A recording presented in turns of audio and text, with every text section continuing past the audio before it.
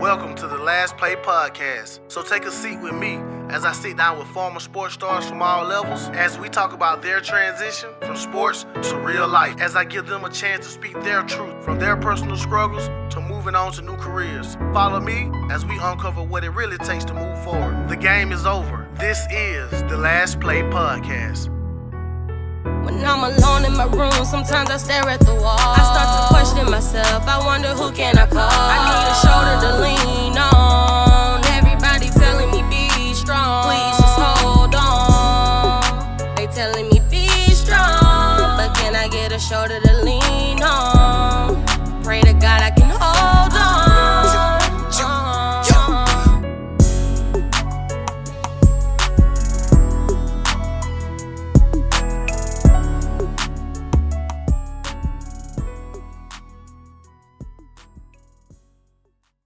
I ain't no more time left on the clock. The game is over. This is the Last Play Podcast.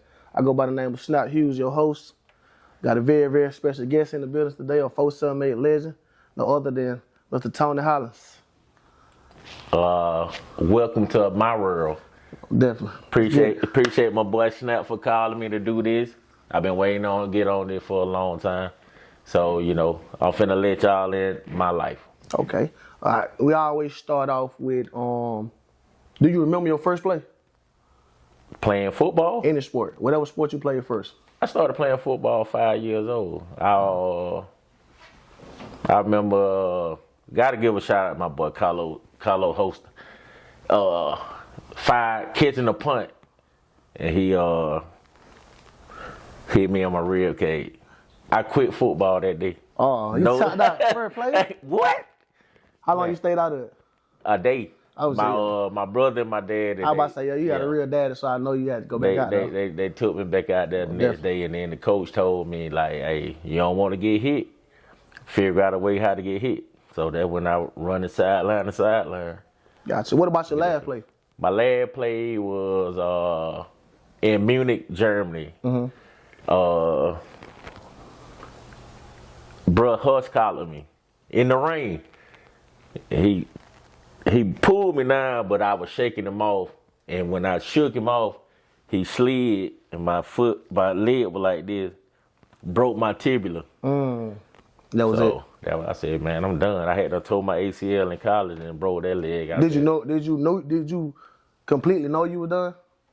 In my mind, I did. Yeah. Now, I thought it was an ACL again, cause like I said, I tore my ACL, so I already know what it felt like. But when I got to the hospital and they did the X-rays, and they told me it was my tibia, so they had to take the top of my hip bone and replace the bone in my knee. Damn. So I said that's a wrap. Gotcha. Mentally and physically, how did you feel when all that happened? Physically, I was okay, cause I had surgery before. Mentally,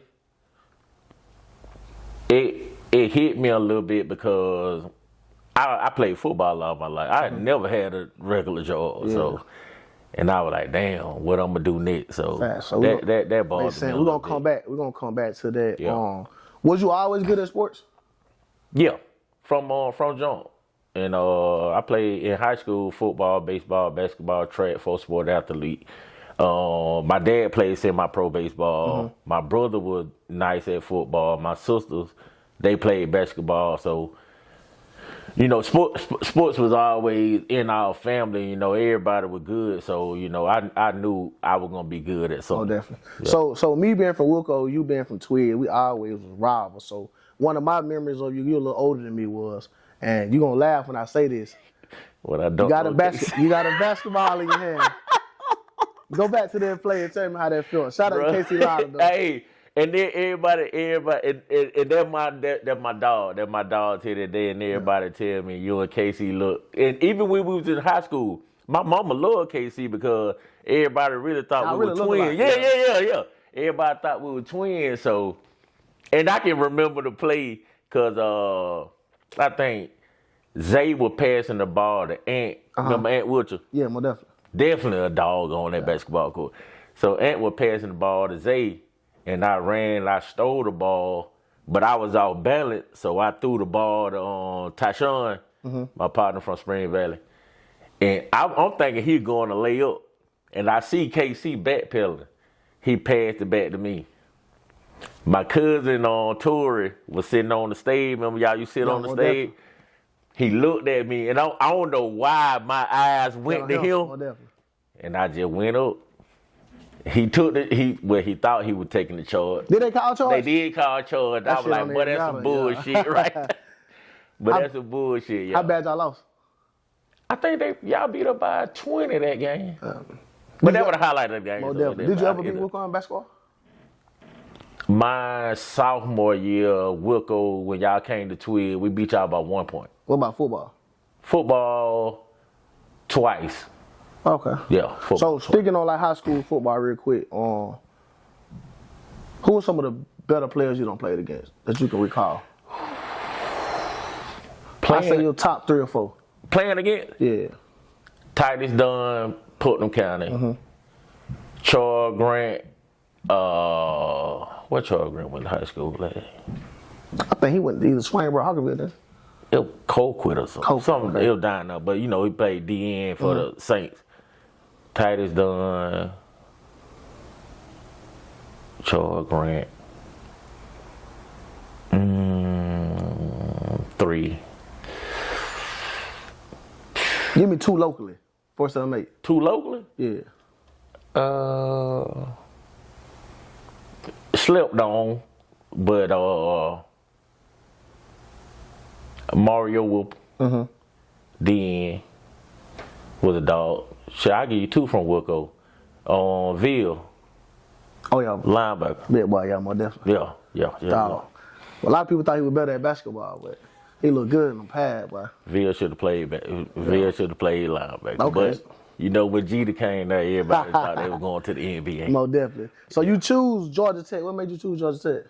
Man, Georgia Tech wasn't even my first choice. UGA actually was. And I know you're a huge UGA. Yeah. We went to UGA, and my sister hates me telling this story. We went to UGA on a trip, and like I was one of their top recruits. You know how they had the host come around to you? Man, we all went up there. They sat us in the nosebleed first. That was the first red flag. And my sister was like, man, what's going on? And so the girl, she's sitting there, she's like, I don't know why they treating Tony like this. They told me to show them a good time. They want to come here. Well, definitely. So my mama got mad. We left at like halftime. So we leaving out of the stadium. Man, them folk was spitting at us and mooning us and everything. They knew who you was? Yeah, that's what I was saying. I was like, man, what going on? So after that, Florida State was on my radar. They would call me and telling me they wanted me to come there. And I think 2 weeks before signing day, Coach Glanville, who I was in touch with, he broke his leg or something. He was in the hospital and lost communication. Damn. Like nobody else, followed up. So Georgia Tech offered me a scholarship. But Tech had already offered me my junior year. So I went up there to a camp, and then but that was it. So I just chose Tech. So your junior year at Georgia Tech, you leading the nation in rushing, correct? Right. And a tragedy happened. And I've seen on Facebook when every time I seem like you go to a Georgia Tech game, you kind of go back to that place where it happened at. Yeah. That spot on the field. Yeah. So what exactly happened? Fourth quarter. I think 1:32 on the clock. We driving. We on the 31. No, we was on like the 40. I fell on the 31-yard line. Didn't nobody touch me or nothing. It just was one of them play a freak accident. Stuck my foot in the ground, jump cut, and it just snapped. At that moment, how you feel? Because you leading the nation in the rushing as a running back in those days and time, you guaranteed first round draft pick. Right. And the rest of history because there's no Ricky Salachuk. But to feel like I don't put all that work in all my life. Because I know even if it was God given, at some point in time you had to work hard and sacrifice something to get there. Even in college. Because Georgia Tech ain't no hole in it. Right. and you tag, like, how do you, like, what emotions do you feel of? Do you still, like, grieve about that moment? I don't grieve about it because still, even with that, I was blessed, you know, be able to do what I did. But it's funny because that Tuesday, my running back coach pulled me in the office and he was like, "Hey, they just put your name in for the Heisman." Heisman, yeah. So I'm like, shit, you know, coming from where we came from, bro, I'm like, shit, I'm finna show out. And a lot of people blame my coach for not taking me out of the game, because we was up. But I said, look, bro, put me back in the game. Like, I want to get my stats up, you know. Damn. So, yeah. So what, do you feel like that was a selfish moment by you? By me, no. I mean, if you're a player anyway, bro, you don't want to get out of the game anyway, right? So, no, it wasn't selfish by me. So you never look back and think like, damn, I should just make sense. Nah. So that happens, and you find out the injury was what? ACL and meniscus. And at that time, there was a career-ending injury in most people's eyes. So Man, I can't remember the dude's name, but he was an alumni at Tech, and I wasn't set to have surgery until like December because it happened in September. So I was supposed to be out, and my surgery was longer. So he called the doctor and he gave me his surgery spot. So I had surgery like 2 weeks later. Oh, damn, that dope. So that's how they would bounce back so fast. So you go from having surgery to put your name in the hat for the NFL draft to going undrafted. So at the time, did you ever enter the draft? Officially enter the draft? Nah, because like I said, the deadline. But because I was coming back to school and I had talked to my coach, and at that time, because I was rehabbing and I fucked up. I was missing class and all that, so I was declared academic ineligible. So I was gonna transfer schools, and I had a few schools that were gonna offer me a scholarship to come play. But after he called me and told me that, you know, a couple teams would draft me, so I just went in the draft. Gotcha. So I know it's gonna be a tough question. So you injured, you fucking up in school, but you at a place like Georgia Tech, it's a prestigious when it comes to academics. Like, what the hell you were doing? Rehabbing and party. Yeah, makes sense. I was downtown Atlanta, so you know. But mostly for real. And then at that time too, like when we had a program at Tech where we were working at the airport. So I rehab during the day, then I go work at the airport at night. Makes sense. Yeah. So you get past that, you rehab, go undrafted. What is that feeling like? So when you first started football, did you ever have a dream of going to the NFL, or I'm just playing because I'm good? But that was my goal, NFL, you know what I'm saying? So, and the crazy thing about it though, I never watched NFL until I got in college. Bruh? So you became a Falcon fan in college? I was being in, and then we used to go to the games all the time. Yeah, makes sense. You know what I'm saying? So we were down there, so that's when I really got involved with NFL. So you rehab, don't get drafted, and you find out something from your coach that's called a supplemental draft. Right. Which is a blessing in disguise. It is. So how long from the time that you tore your ACL to the time your workout, what in between time that was? How many months? Because normally, on a normal basis, a normal human being, ACL and meniscus is going to take you a year. Right. To be back right. Like I said, I tore my ACL in September. I had surgery late September. I started rehabbing, like, back fully running in, like, December, I want to say. Okay. So I had my workout probably around March, I want to say. That's crazy. Yeah. That's crazy. That's the hardest you've worked in your life? To get back right, yeah. Get back March, right. So you get back right, we look correctly, you had 31 teams at your workout. Everybody except Atlanta Falcons. Fucking Falcons. How did that make you feel? It hurt me because everybody wanted to pay for their home time. Yeah. But it's a blessing in the sky too, because I ain't have to buy 100 tickets for everybody trying to come to the game. So you get signed to the Texans. Yeah. You remember what your contract was? 3 years, 2.5 million. What's your signing bonus was? Signing bonus was 980. 980,000. Yeah. So you go from Tweed County, single A school, probably got 1-2 street light to 980,000 in the You gotta bank. cost you like. What was that feeling?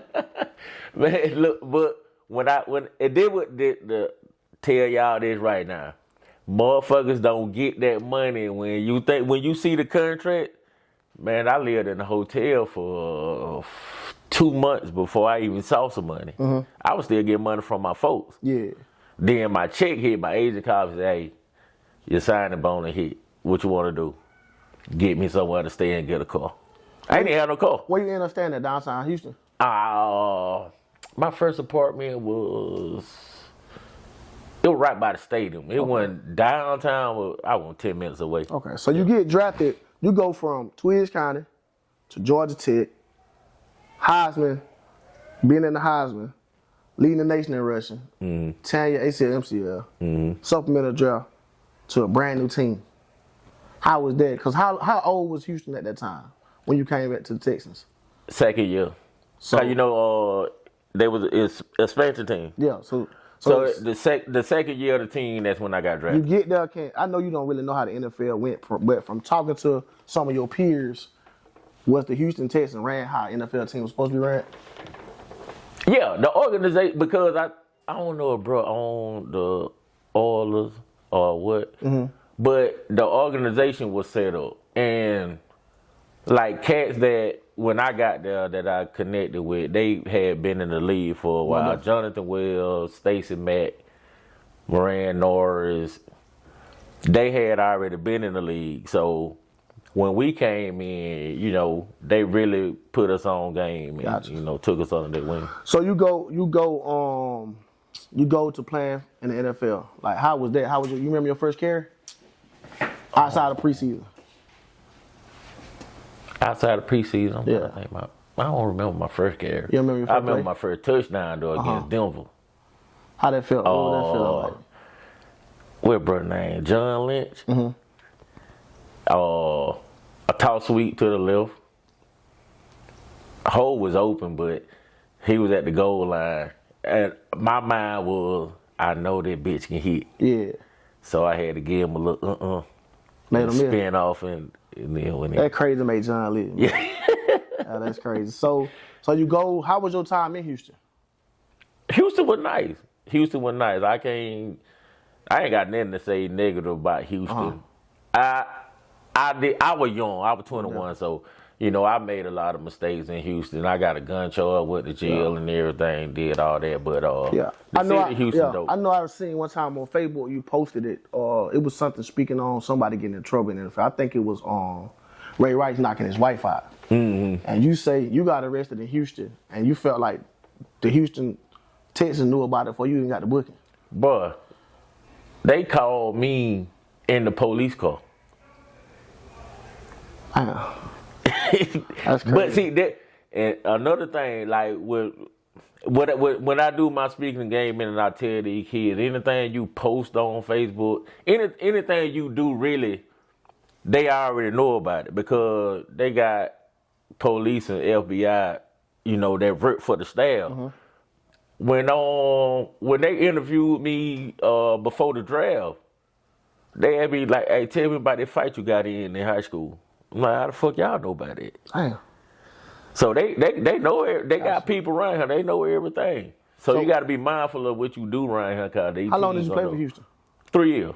So 3 years. So you played your whole entire contract with Houston? I played that contract out, and then I bounced around teams after I came. I went to Germany with Hamburg with the NFL. So how did you get out of the NFL? That's what I'm asking. Before, so you left Houston, you went to Chicago or to the Colts first? Chicago. Then the Colts. Chicago Jets, Colts. Yeah. Gotcha. So how did you deal with that adversity as far as? Because I know once you start bouncing around, it's kind of hard to catch up. Right. Kind of hard getting cut after cut. You never been cut before in your life. And when I got cut, it bothered me bad because that's when cat came into Houston, and he was like, we trying to bring in people that know the system because they ran the zone. I'm like, I ran the zone in college. That's how I rushed for 900 yards in 4 games.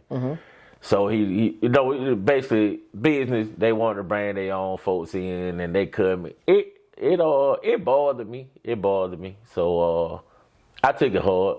I ain't gonna lie. I ain't gonna hold back. You still think about it?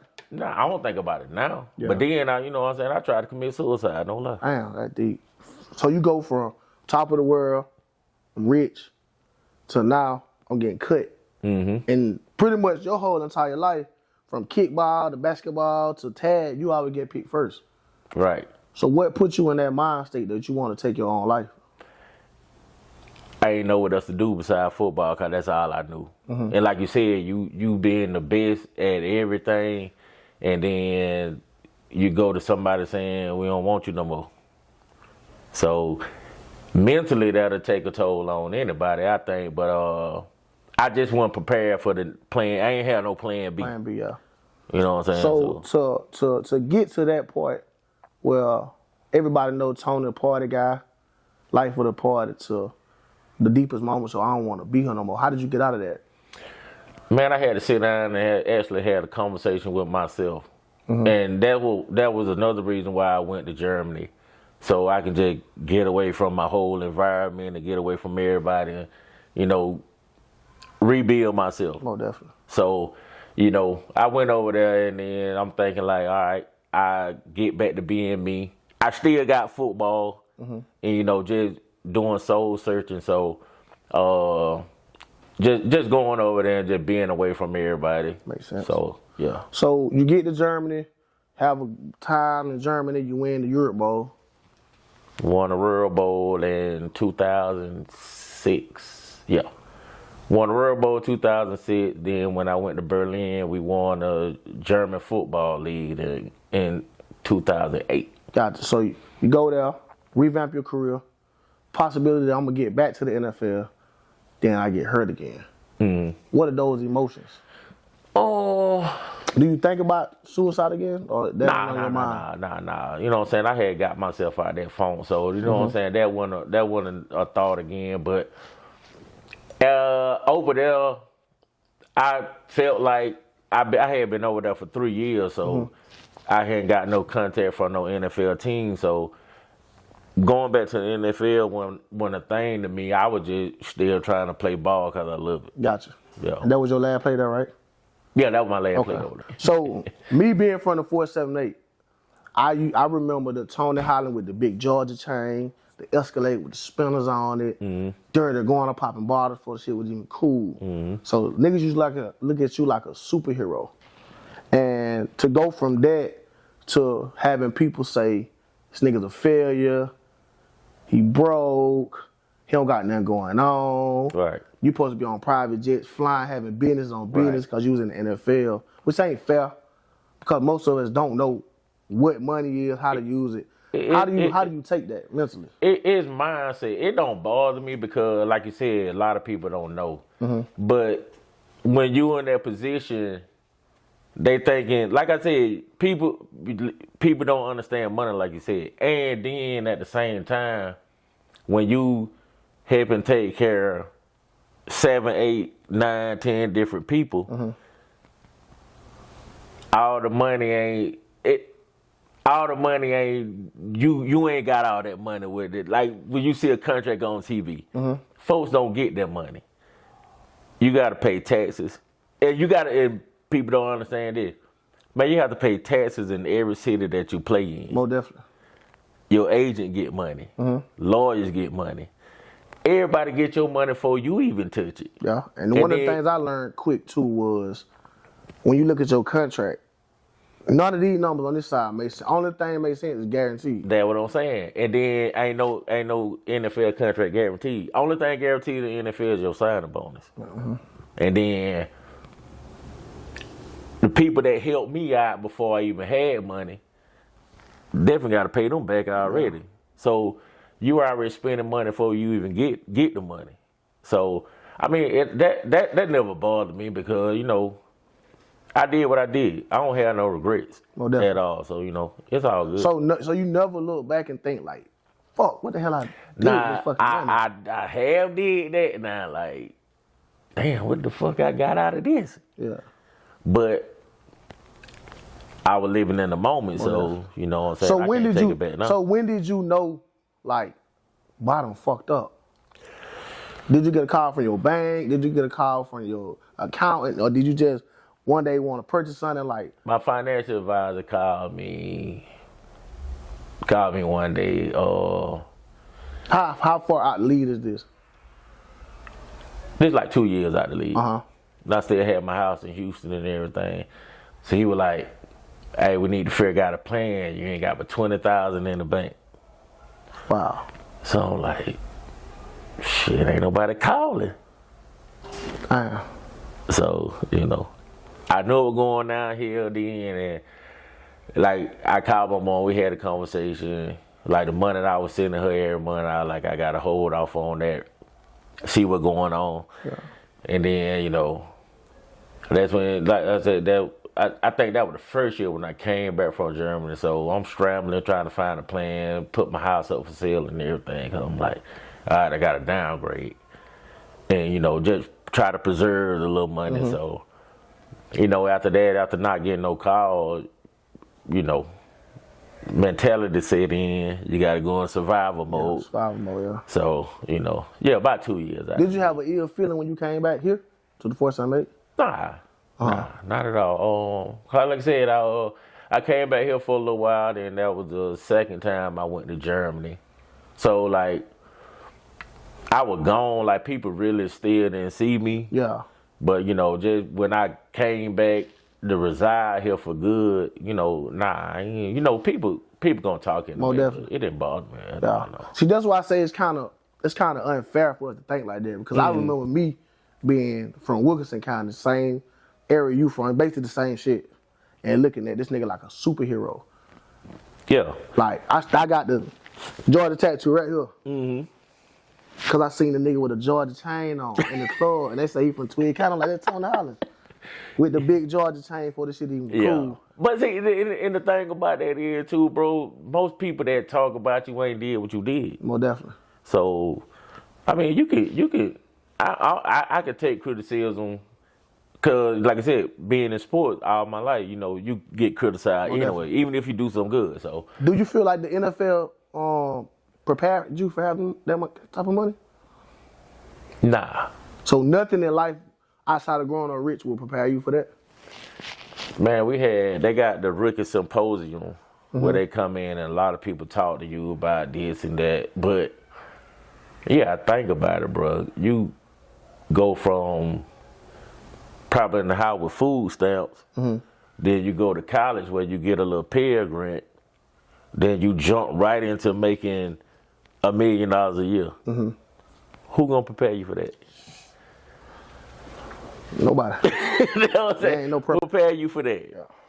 So when you look back at it, the first time you left home, how old you was? 18. How much money you have Shit, probably about $1,500. to your name? Yeah. And then at the height of Tony Hollins, what was the most money you think you had at one time? At Where I one- could open this shit up and say, damn, this is what I got. At one time, probably about $1 million. So to go from 1,500 to $1 million to 20K in the bank, like mentally, how the fuck did you survive it? And how's your mental now? My mental now is amazing because, you know what I'm saying, I did it. And I knew what I did. Like, I can tell you every mistake I made. But, you know, we ain't going to go down that road. I can tell you everything I did to fuck the money up. And I can tell you everything I did to help everybody with the money that I had.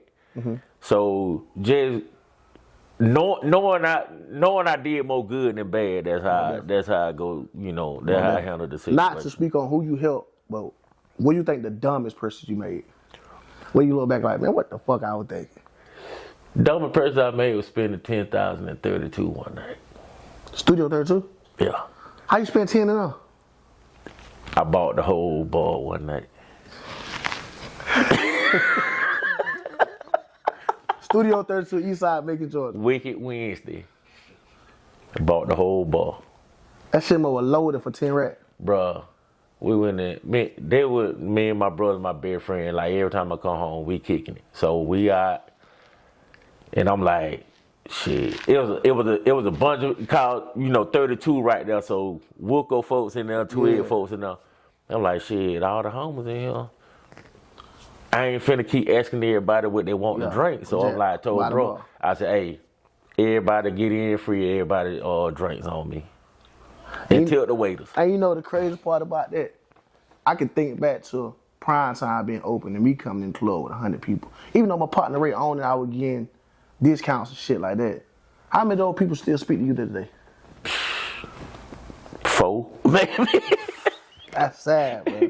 4, maybe. My moment, bro, my birthday. It was my birthday, and I had brought probably about 100 people with me. And Ray told me we were a little short staff, so it's gonna take a little minute to get your bottles. And I watched nigga, female, go to the bar, come back, go to the bar. And nobody outside my close circle asked me that I want to drink. And I said right there and there, but it be like that. That's it for this shit. It be like that. Motherfuckers don't give a fuck about what you got going on unless you helping them out that they can benefit from. Gotcha. So, the last 2 questions. Are you doing anything right now to stay athletically fit?